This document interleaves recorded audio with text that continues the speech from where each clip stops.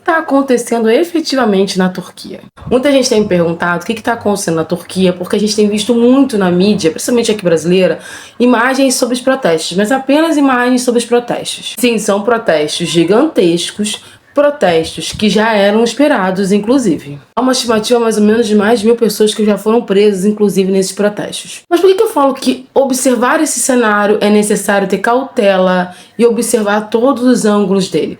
Porque não é apenas um problema interno, mas começou com um problema interno e a gente tem que ver até que ponto algumas ingerências externas podem estar ali no meio da confusão na Turquia. Primeira coisa que eu gosto de lembrar sempre quando falo de Turquia é que nos últimos 2 anos a Turquia tem trabalhado com afinco para se transformar num grande player regional. Tanto que ela foi crucial para a queda do Assad. Isso é inquestionável, tá? Ela financiou o HTS, o grupo político que está no poder na Síria tem um apoio enorme da Turquia.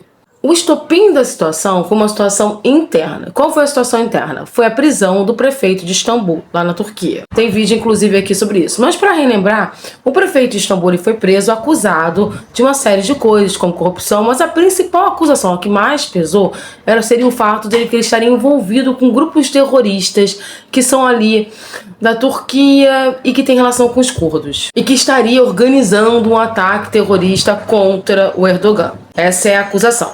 Só que o prefeito de Istambul tem um peso político muito grande lá. Ele é, nesse momento, a única pessoa na Turquia com capital político suficiente para ganhar do Erdogan nas eleições presidenciais. Então, na prática, se a gente parar para olhar friamente, abandonar gostos, por lideranças políticas, tá bem claro que o Erdogan tá limpando a área para impedir, perder o poder, porque a gente está falando de alguém que está há mais de 20 anos no poder. Mas a gente também tem que lembrar que muitas vezes quando acontecem manifestações em massa em regiões que já são regiões complicadas, principalmente aquela região do mundo, muitas vezes tem a ver com, sim, fatores externos que influenciam essas manifestações. É óbvio que a prisão do prefeito da Turquia, de Istambul, foi o ponto inicial, foi o pontapé, porque na verdade foi o gatilho, eu diria que foi o gatilho para o caos, já foi aquilo que alimentou a massa para a massa e para a rua. Mas a gente não sabe até que ponto esses movimentos são completamente espontâneos, o que eu não acredito, ou até que ponto existe uma influência externa para desequilibrar a Turquia internamente. Eu gosto sempre de lembrar da Primavera Árabe, que de primavera não trouxe nada. Tirando a Tunísia, que deu um respiro depois desses grandes movimentos que aconteceram lá, 2003, 2012, 2011, 2014, os outros países entraram em um certo caos institucional e alguns só estão se recuperando agora. Então há de se observar se essas manifestações, de fato, são com maior parte de anseios internos da população turca ou estão sendo insufladas por agentes externos, porque a Turquia também está disputando hegemonia de poder na região, mais especificamente o Erdogan, e ele já bateu de frente algumas vezes nas últimas semanas com Israel.